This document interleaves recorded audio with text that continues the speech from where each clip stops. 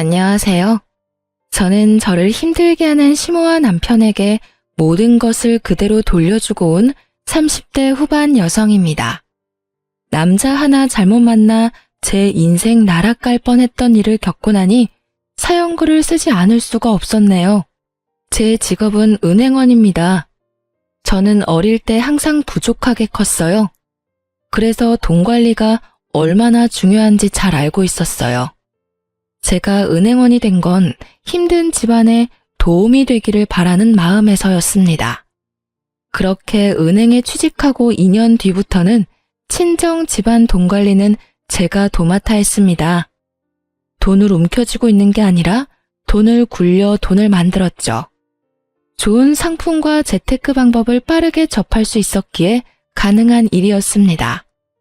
그리고 친정집은 제 덕분에 목돈을 모을 수 있었고 친정 부모님은 그런 저에게 엄청 감사해 하셨어요.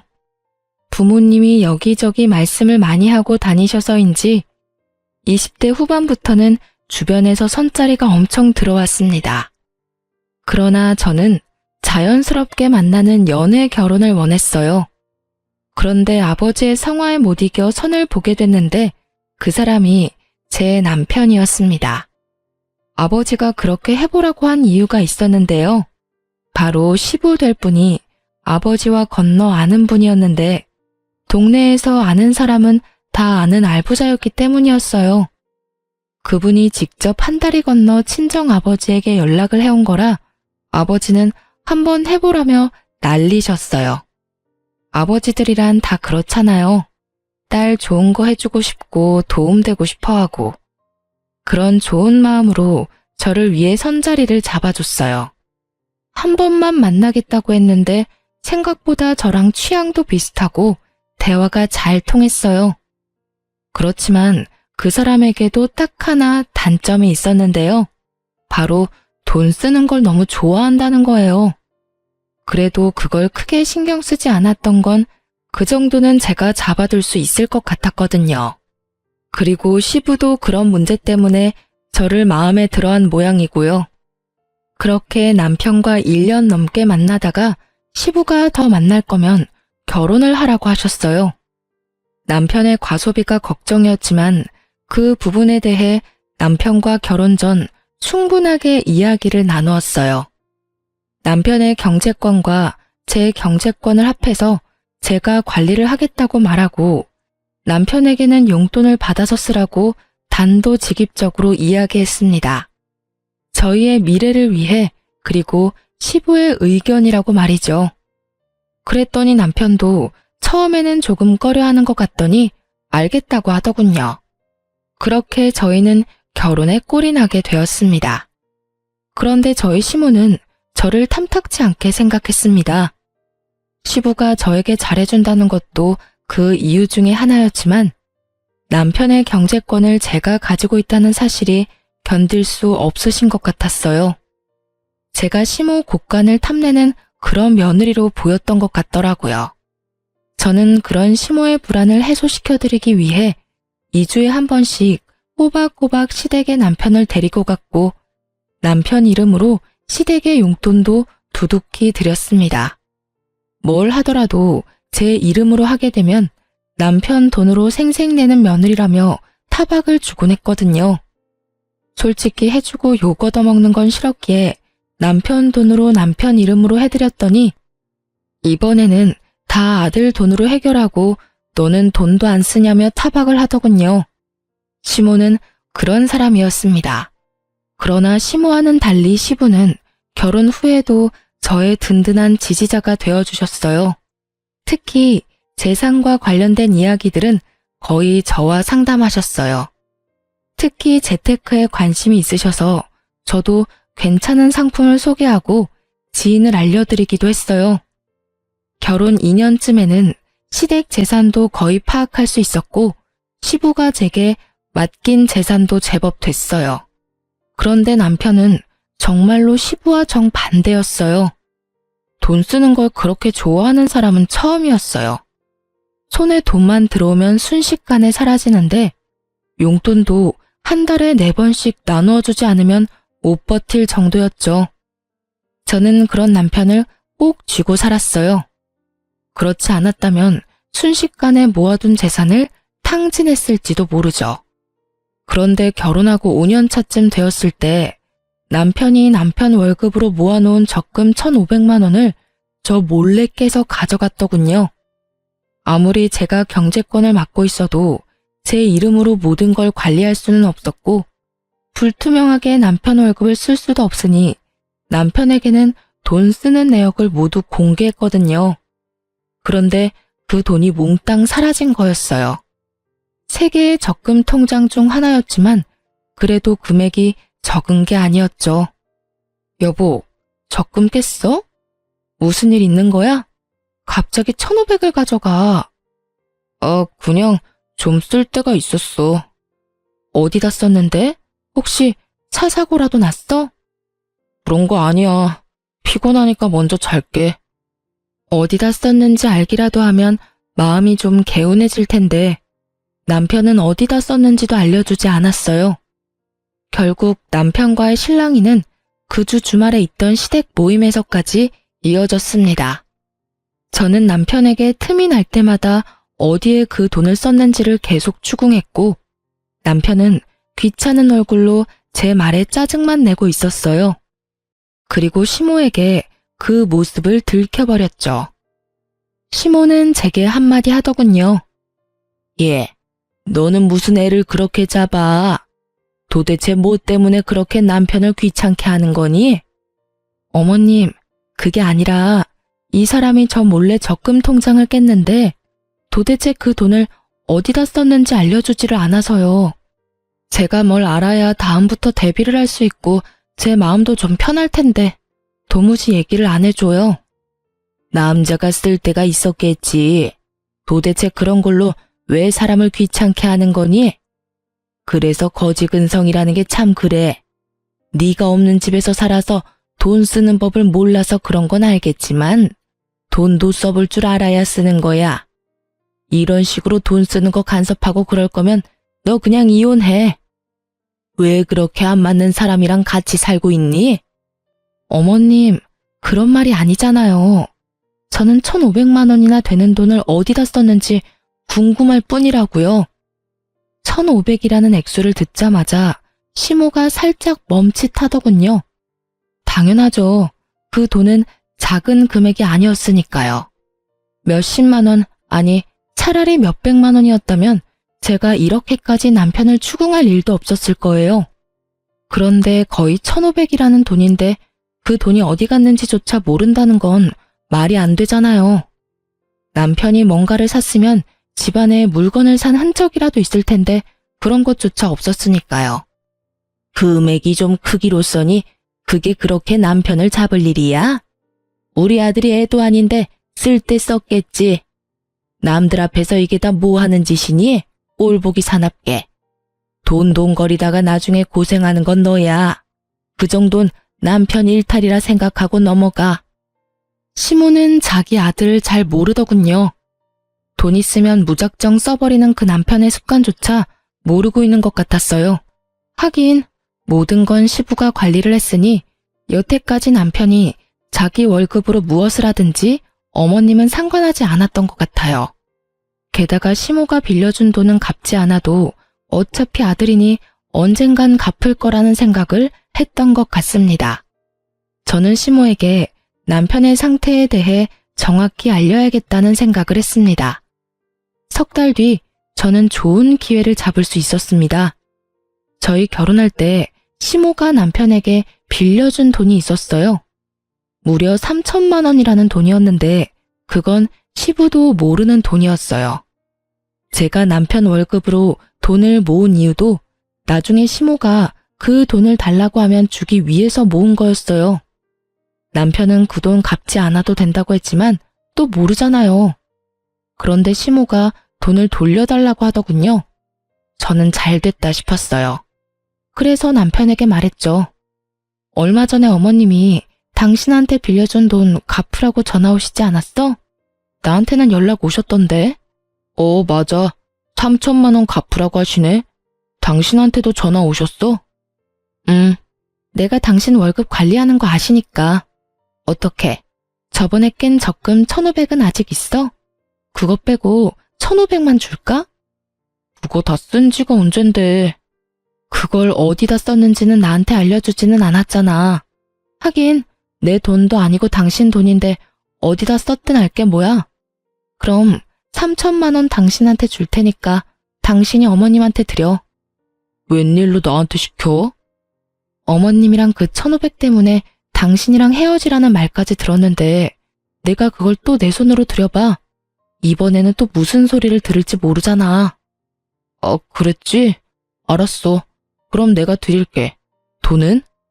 통장 적금 이번 주 수요일 만기고 어차피 당신 명의 통장이니까 바로 돈 나올 테니 나오면 바로 전해드려. 딱 3천 들었어. 저는 그렇게 말하고 3천만 원이 든 통장을 남편에게 줬어요. 그리고 수요일이 되자마자 시모에게 돈 드렸냐고 남편한테 문자로 물어봤어요.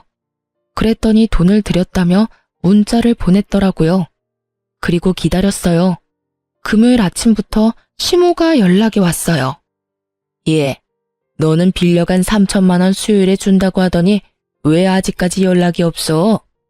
저는 올게 왔다는 생각을 하며 모르는 척 시모에게 되물었어요. 어머, 아직도 안 들어왔어요? 그 사람 통장에 모아놓은 돈인데 만기는 수요일이었거든요. 제 명의가 아니라 제 마음대로 할 수 없으니 그이한테 어머님 돈 드리라고 말했는데 아직도 안 들어갔단 말이에요? 그래, 아직 안 들어왔어. 빨리 넣어줘. 어머님, 그 돈은 이미 저한테 없어요. 그이가 애도 아닌데 알아서 드렸겠죠. 그런데 이상하긴 하네요. 수요일에 제가 남편에게 물어봤더니 돈 드렸다고 하더라고요. 너 설마 나한테 거짓말하는 건 아니겠지? 아들한테 물어봐도 되니? 그럼요. 꼭 물어보세요. 그리고 저는 보냈다는 문자 내용이 있는데 보내드릴까요? 됐다. 내가 전화해보마. 저는 전화를 끊고 그 뒤에 올 시모의 전화를 기다렸습니다. 저는 그 돈이 아직까지 남편에게 있을 거라고 생각하지 않았습니다. 돈만 있으면 다 써대는 사람이니 어딘가 썼겠죠. 저번에 1,500만 원이 그대로 사라진 것처럼 말이죠. 그런데 시모와 전화를 끊자마자 남편이 집에 들어오는 것입니다. 저는 좋은 구경하겠구나 싶어 시치미를 뚝 떼고 있었죠. 그랬더니 남편 전화로 연락이 오더군요. 엄마. 무슨 일이야? 그거? 좀만 기다려주면 안 돼? 아직 돈이 안 나와서. 뭐?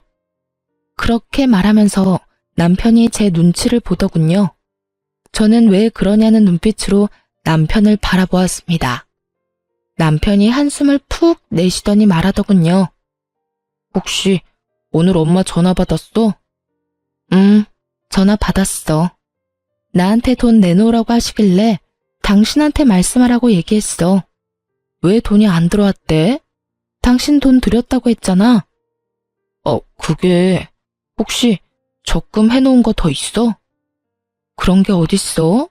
당신이 1,500 그때 가져다 쓰고 이번에 남은 게 마지막이야. 이제 더 이상 모아놓은 돈도 없어. 왜 그러는 건데? 어머님이 대체 왜 전화하셨는데? 아무것도 아니야. 그런데 아무것도 아니라는 남편의 말과는 달리 시모는 제게 전화를 했어요. 그래서 저는 남편 앞에서 스피커폰으로 전화를 받았죠. 네, 어머님. 무슨 일로 전화하셨어요? 그이한테 전화는 해보셨어요? 너 도대체 중간에서 무슨 짓을 한 거야? 왜 애가 돈이 없다 그래? 만기가 다 됐다면서. 그런데 왜 아들이 돈이 안 나온다고 하는 거냐고. 이상하네요. 지금 그이랑 같이 있는데. 그이한테 다시 한번 물어보시겠어요? 제 말에 남편이 난처한 표정을 짓더군요. 거짓말을 하려고 했는데 딱 들킨 거죠. 당신 어머님한테 돈 안 드렸어? 무슨 일이야? 만기 수요일이라고 내가 말했잖아. 그게... 엄마, 내가 나중에 준다고 얘기했잖아요. 왜 전화까지 해서 이 난리야? 설마 너 그 돈 다 쓴 거니? 3천만 원이나 되는 큰 돈을? 그러면 남아있는 거라도 내놔.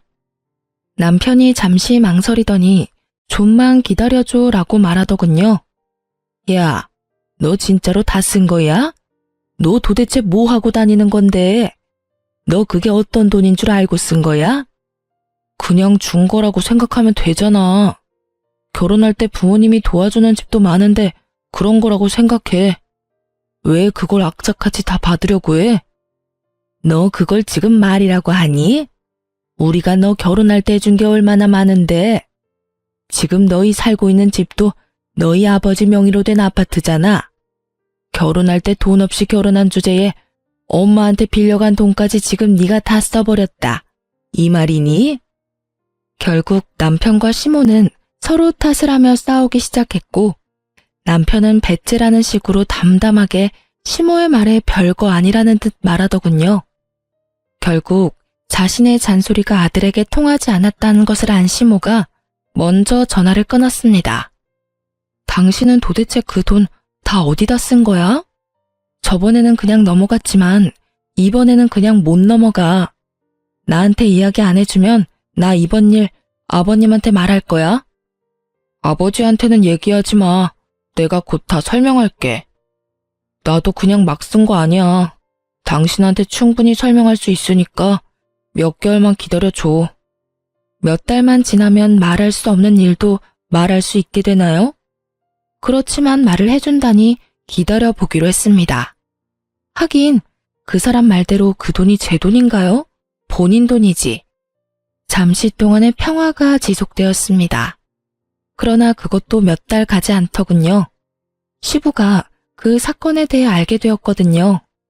시모가 시부가 있는 곳에서 절대로 남편에게 돈을 달라고 말하지 않은 이유는 시부 때문이었는데 시댁 이사를 하려던 도중에 드러나게 됐어요. 하루는 시부에게 연락을 받아 시댁으로 향하고 있었습니다. 시댁에서 부르는 일이 많지 않았는데 시부가 부른다니 약간 걱정이 되기도 했습니다. 웬만하면 잘 부르시지 않고 볼 일이 있어도 밖에서 보는 걸 더 좋아하시는 분이셨거든요. 제가 갔더니 발등에 불이 떨어진 건지 침울한 표정의 시모와 화가 잔뜩 나 얼굴이 붉어진 시부의 모습이 보였습니다. 야, 너 엄마한테 받은 돈 어디 갔어? 시부의 그 말에 남편이 뚱한 표정으로 대답했습니다. 아버지가 그걸 왜 물어요? 엄마가 빌려준 건데. 저희끼리 알아서 할게요. 너 그게 도대체 어떤 돈인지 알고는 있냐? 그 돈, 네 엄마가 우리 집 담보로 대출받은 돈이라고. 너 대체 그 돈을 다 어디다 썼어? 그제야 남편의 표정이 하얗게 질리기 시작했습니다.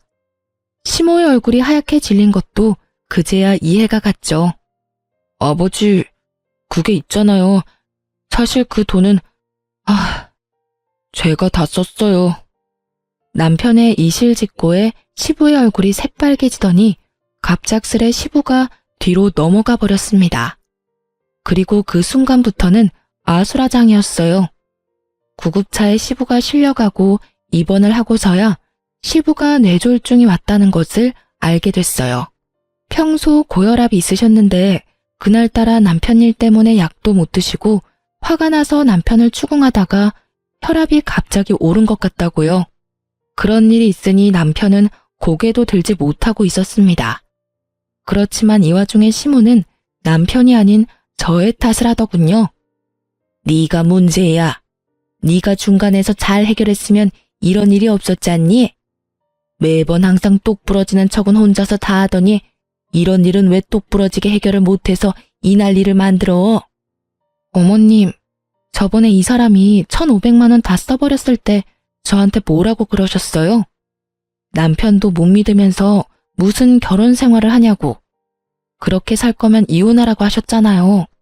그래서 저는 이 사람 믿어준 것 뿐이에요. 그리고 어머님께서도 아셔야 된다고 생각했고요. 그 돈을 제가 쓴 것도 아닌데 왜 제 탓을 하는지 모르겠네요. 남편 명의였고 남편 이름으로 된 통장에 있었어요. 그러면 당연히 남편한테 물어야 하는 게 맞는 거 아닌가요? 왜 아무 상관없는 저한테 계속 책임을 지라고 말씀하시는 거예요? 그렇게 말하면 안 되지. 여태까지 우리 집 재산 관리는 네가 다 했지 않니? 그런데 왜 갑자기 이번 일만 네가 쏙 빠진 거야? 나는 너 용서 못해. 그러니까 네가 책임지고 네 시아버지 돌봐라. 집 팔고 들어와서 시아버지 수발 들어. 다 늙은 내가 해야겠니? 몇십 년이라도 팔팔한 네가 해야지. 합가요? 아버님이 아프시면 전문 병원에 맡기는 게 맞는 거고 합가를 하지 않아도 아버님을 충분히 돌볼 수 있어요. 왜 굳이 합가를 하시라고 하는 건지 모르겠네요. 그리고 누누이 말하지만 돈을 쓴 건 제가 아니에요.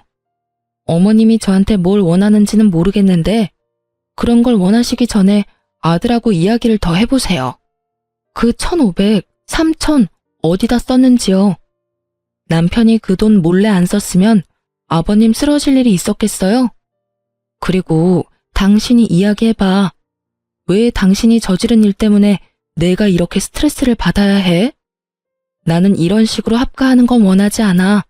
아버님이 아프셔서 내가 정말로 집에서 수발을 들어야 한다면 모르겠지만 지금 당장 병원에 있으셔야 하는데 왜 합가를 해?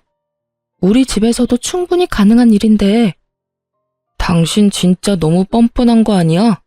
어떻게 아버지가 아프신데 돈 얘기만 할 수 있어. 그리고 합가를 안 하겠다는 건 아버지 수발을 들지 않겠다는 얘기잖아. 집에서 들든 시댁에서 들든 아무 상관없으면 시댁에서 들어도 되는 거잖아. 네가 합가 반대하면 난 너랑 이혼할 거야. 어차피 우리 사이에 아이도 없잖아. 이상한 생각이 들었습니다. 남편이 왜 저렇게 뻣뻣하게 나오는 거죠? 지금 당장 저와 시부에게 빌고 빌어도 모자랄 판에 이혼을 하자고 하다니요. 저는 당황스러워서 남편에게 물었습니다. 설마 지금 당신 나하고 이혼하자고 이야기하는 거야? 그래. 합가 안 할 거면 이혼해. 당신한테 정말 실망했어. 아버지 아픈데 어떻게 그런 말을 할 수가 있어? 우리 아버지한테 이쁨 받은 건 당신이잖아. 그러고는 남편이 자리를 떠버리더군요. 저는 남편 몰래 사람을 써서 뒤를 캤어요. 그런데 깜짝 놀랄 만한 소식을 듣게 됐어요. 남편에게 다른 여자가 있었습니다. 숨길 생각도 없이 만나고 있더군요. 게다가 바람피는 여자는 제가 아는 사람이었습니다. 제 건너 지인이었거든요. 평이 그렇게 좋은 사람은 아니었습니다. 친구 말로는 상여우라고 하더군요. 자신의 외모를 이용해 총각 유부남 가리지 않고 돈 뜯기로 유명한 여자라고 했습니다. 그래서 저는 그 여자의 SNS를 타고 들어갔습니다. 남편과 바람피는 걸 확인할 수 있지 않을까 싶어서요. 그런데 몇 달 전부터 굉장히 많은 사진이 올라오더군요. 분명히 혼자서 가서 찍을 만한 곳은 아니었습니다. 게다가 남편이 적금을 깬 그날 올라온 사진을 보니 100일 선물로 받은 명품 가방 사진이라며 사진을 떡하니 올려놨더군요. 그제서야 감이 딱 왔습니다. 이 남자가 이 여자 명품백을 주려고 적금을 깼구나 하고요. 그리고 3천만 원의 행방도 안 봐도 뻔했던 거죠. 제 남편과 그 여자가 사귀는 동안 그 여자의 사진에는 온갖 종류의 명품들이 다 올라왔습니다. 비싸고 유행하는 물건들. 그걸 보고 저는 정이 확 떨어졌어요. 저와의 결혼 기념일에는 케이크 하나 사준 적 없는 사람이었습니다. 용돈을 받는 처지에 케이크 살 돈이 어디 있냐고요. 저도 남편에게 용돈을 주는 생활을 하면서 그런 걸 바라지도 않았습니다. 아니, 바랬지만 뒤로 갈수록 바라지 않게 되었다는 것이 맞는 말이겠죠. 그런데 그 여자에게는 적금까지 깨서 명품을 선물한 걸 보고 남편의 의도를 제대로 확인해버렸죠. 남편이 그 돈의 행방을 말하지 않은 이유는 명확했습니다. 몇 달 뒤에는 저와 이혼하고 그 여자와 함께할 미래를 미리 그리고 있었던 거예요.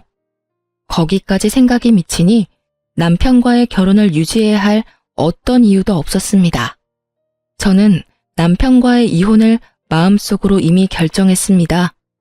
합가를 하지 않으면 이혼을 하겠다는 그 말은 그냥 해본 말인 거죠. 그렇다면 원하는 대로 해줘야죠. 자신이 지금 어떤 여자에게 정성을 다하고 있는지를 모르는 상황에서 다시 한 번 더 남편 놈에게 본때를 보여줘야 할 것 같았습니다.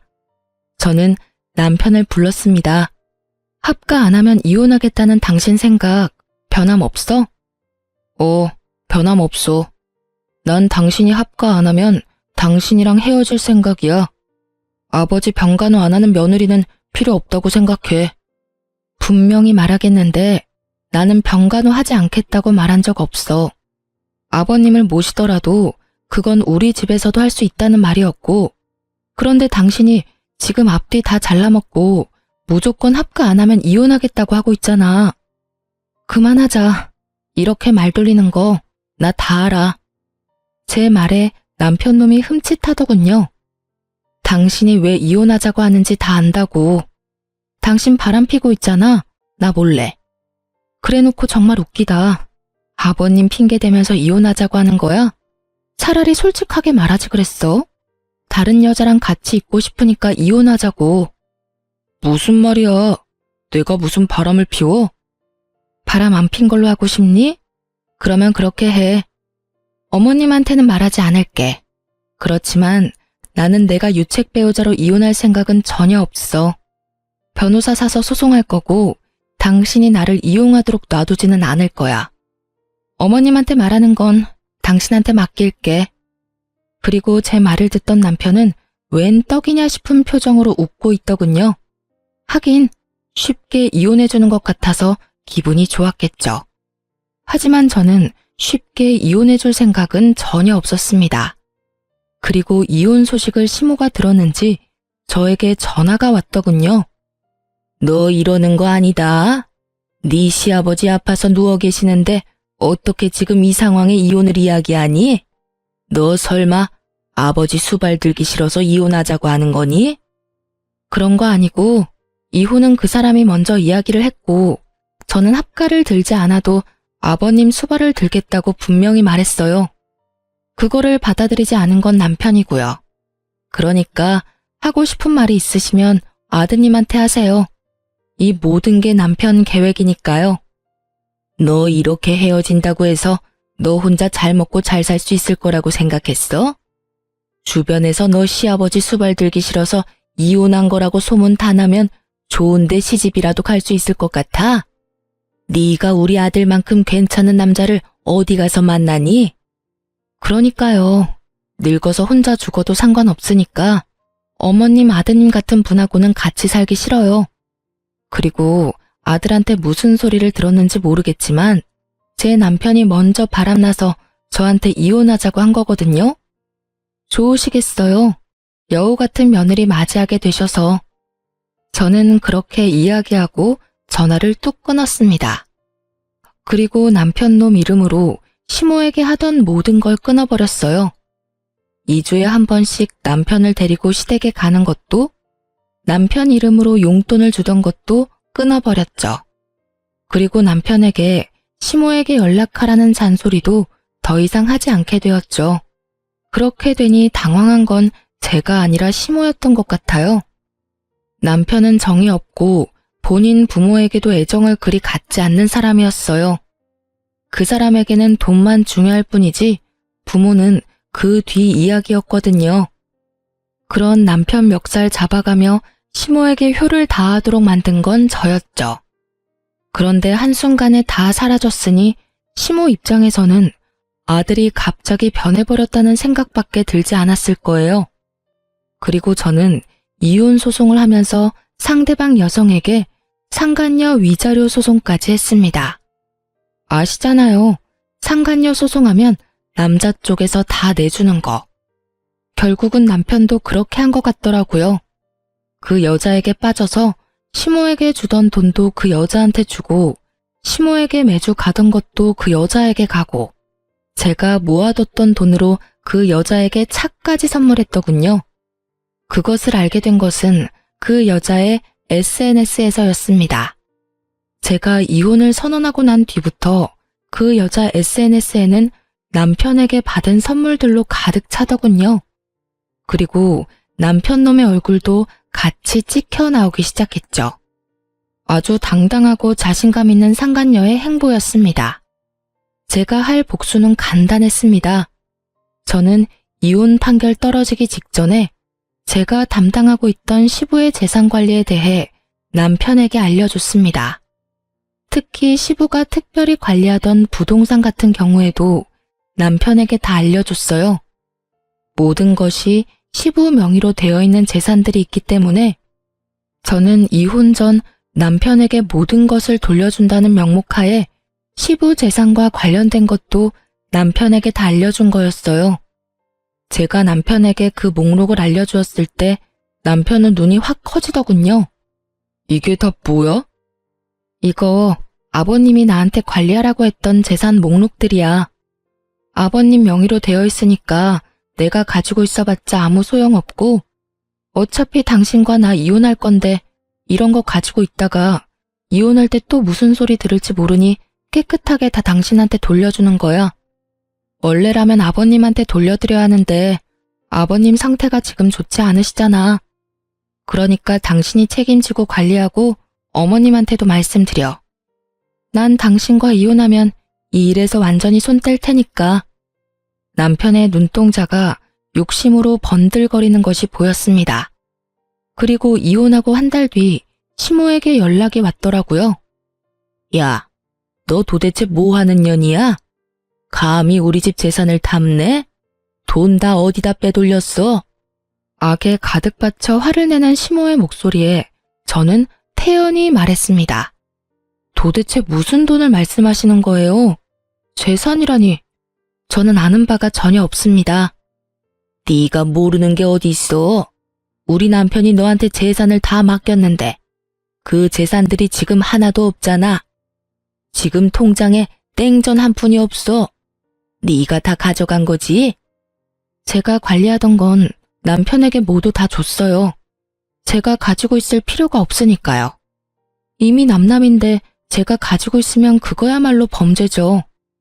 제가 변호사 입회하에 남편에게 모조리 다 돌려줬어요. 그러니까 하고 싶은 말이 있으시면 아들한테 하세요. 저한테 전화하실 게 아니라. 뭐?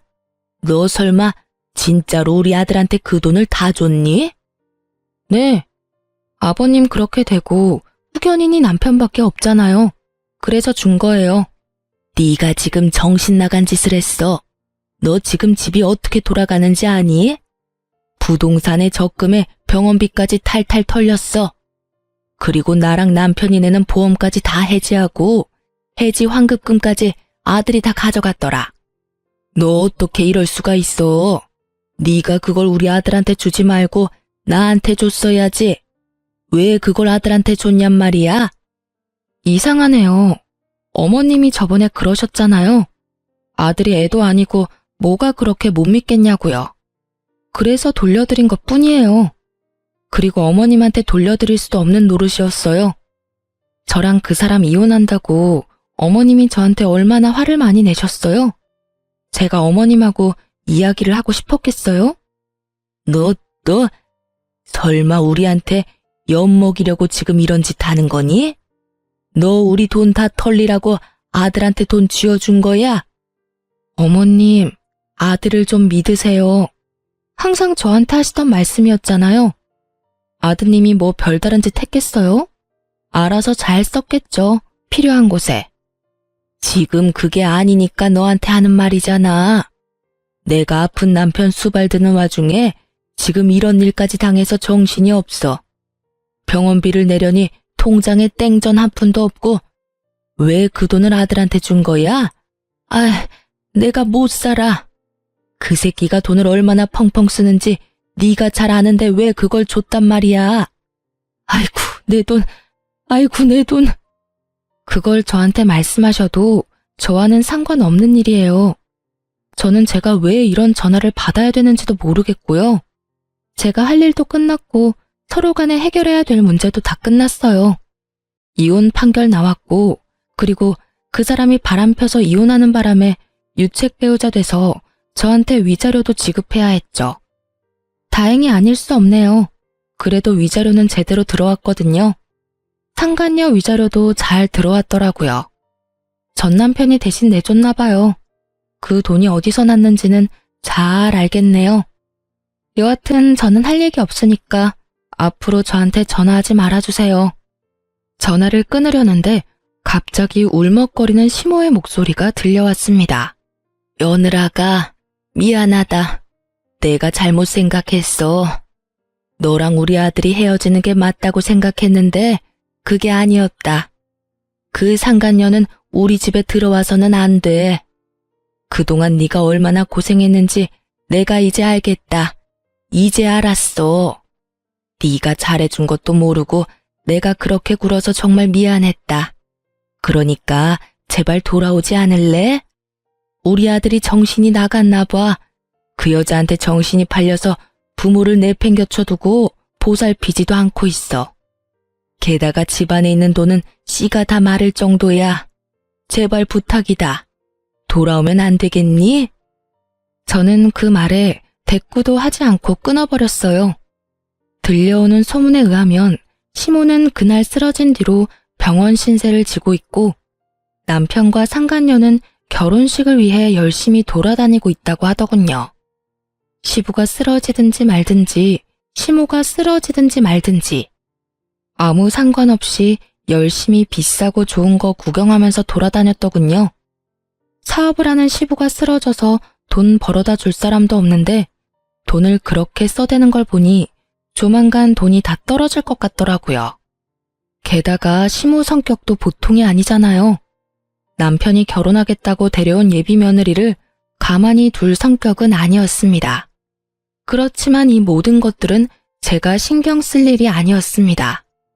저는 이미 헤어진 사람이고 이혼을 했으니까요. 그들의 일은 그들에게 맡기는 게 현명한 일이겠죠.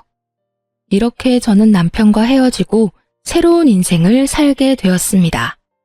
그렇게 이혼하고 2년 뒤에 시모와 남편을 만나게 됐어요. 최근이었어요. 장소는 바로 변호사 사무소였습니다. 뜬금없는 장소에서 정말 우연히 마주친 저는 아무 말 없이 지나려고 했는데 시모가 제게 말을 걸어오더군요. 너도 이제 개인회생하러 왔니? 아니면 파산? 내가 그렇게 너한테 울면서 매달렸는데도 너 정말 매정하게 우리 버리고 갔더라. 네가 아들이랑 이혼하는 바람에 집안이 풍비박산이 났어. 결혼했으면 끝까지 남편을 책임졌어야지. 뭐하러 남편 내버려뒀다가 집안을 엉망진창으로 만들어. 네가 우리 아들을 망쳐놨어. 이게 전부 다 네 탓이야. 그래, 우리 이렇게 만들어 놓고 너는 편하게 살 줄 알았니? 너도 봐, 개인회생하러 왔잖아. 2년이 지났는데도 여전하시더라고요. 미안하다고 했던 건 거짓말이었나 봅니다. 제가 뭘 잘못했어요? 말해보세요. 제가 잘못해서 이혼했나요? 저 사람이 다른 여자 만나면서 돈 쓰느라 이혼하게 된 건데 모두 제 탓이라고요? 제가 그렇게 할 이유가 전혀 없잖아요. 저는 아버님 재산을 불리려고 노력했으면 했지 이런 소리 들을 만큼 나쁜 짓 한 건 없어요. 내가 모를 줄 알았니? 우리 아들이 너한테 그렇게 돈을 많이 썼다며? 네가 그렇게 사치스러웠다는데 우리 집안 돈 네가 가져간 거 맞잖니? 돈 관리한다는 명목으로 네 재산 가져간 것도 너지? 시모가 하는 어이없는 말에 저는 전남편 놈을 쳐다봤습니다. 전남편 놈은 다른 곳을 쳐다보며 제 눈을 바라보지 않더군요. 자기 잘못을 끝까지 반성하기는커녕 제게 뒤집어 씌우는 걸 보며 저는 화가 났습니다. 제가 남편에게 무언가를 많이 받아봤다면 그런 말을 들어도 할 말이 없었을 거예요. 그런데 저런 남편에게 결혼기념일 선물도 받아본 적이 없거든요. 저는 시모에게 어이없다는 듯이 말했습니다. 저 남자가 무슨 말을 어떻게 했는지 모르겠지만 저는 남편에게 결혼기념일 선물도 받은 적이 없어요. 제가 용돈을 주는 생활을 하다 보니 남편이 그러더군요. 용돈 받는 처지에 선물은 못 산다고요. 그래서 각자 선물을 준비하는 대신 생활비에서 돈을 조금 떼서 커플 신발이나 커플 옷을 사는 게 저희 결혼기념일을 보내는 방법이었어요. 엄밀히 따지면 제 돈으로 신발 산 거랑 뭐가 다르죠? 저도 생활비를 내고 저 사람도 생활비를 내는데 거기다 더 웃긴 건 케이크나 음식은 제가 모두 다 준비했거든요.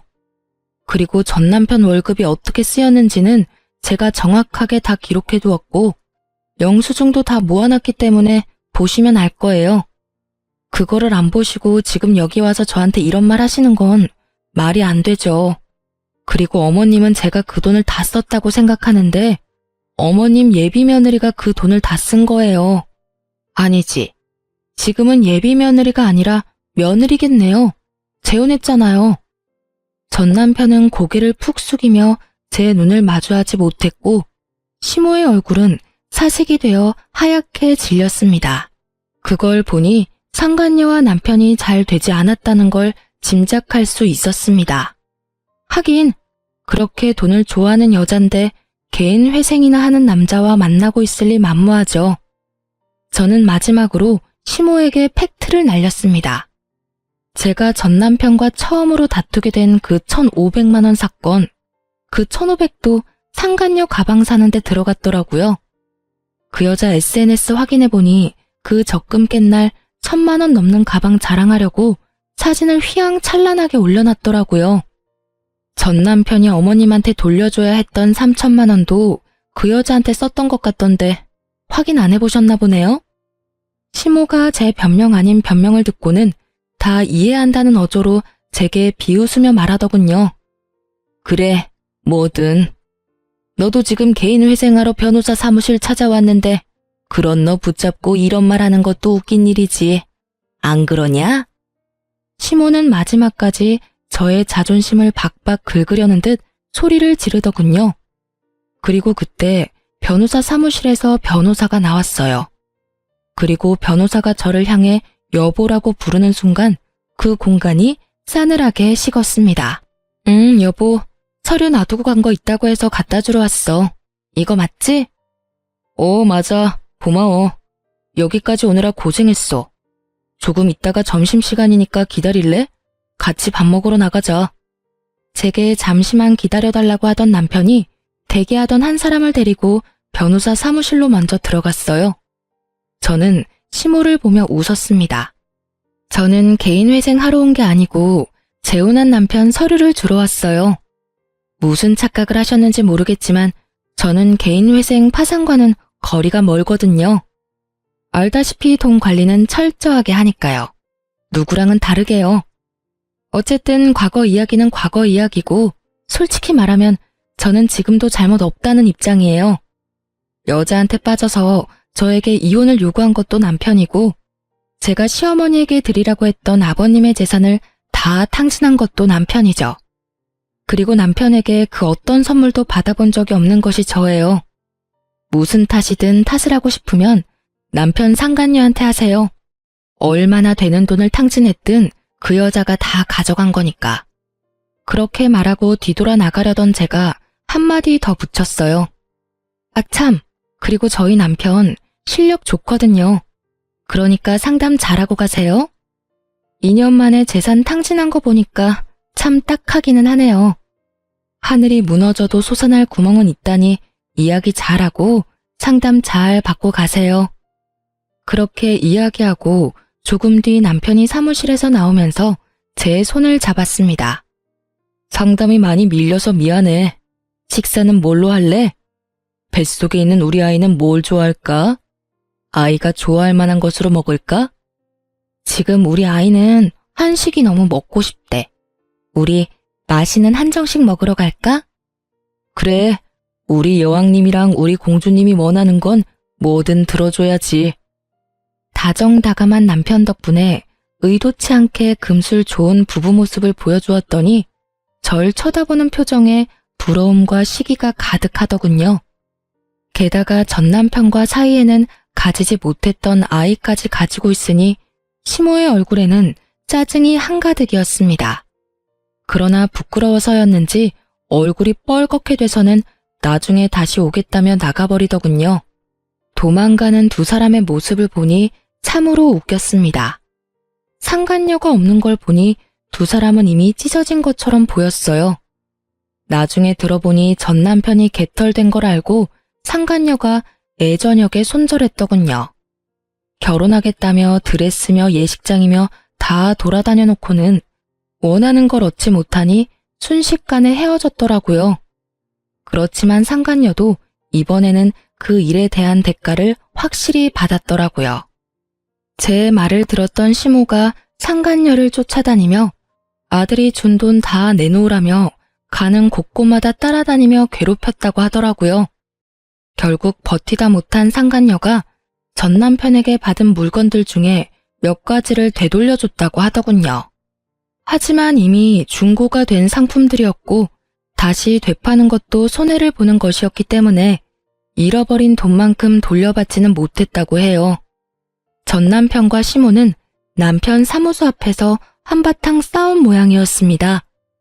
남편 회사 직원이 나중에 이야기를 해주더군요.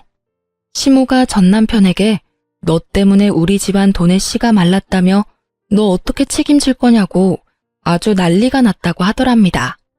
어디 가서 그런 여우 같은 여자한테 걸려가지고 잘 살고 있는 마누라를 내쫓아서 집을 상태로 만들었냐며 전 남편을 너덜너덜하게 만들었다고 하더군요.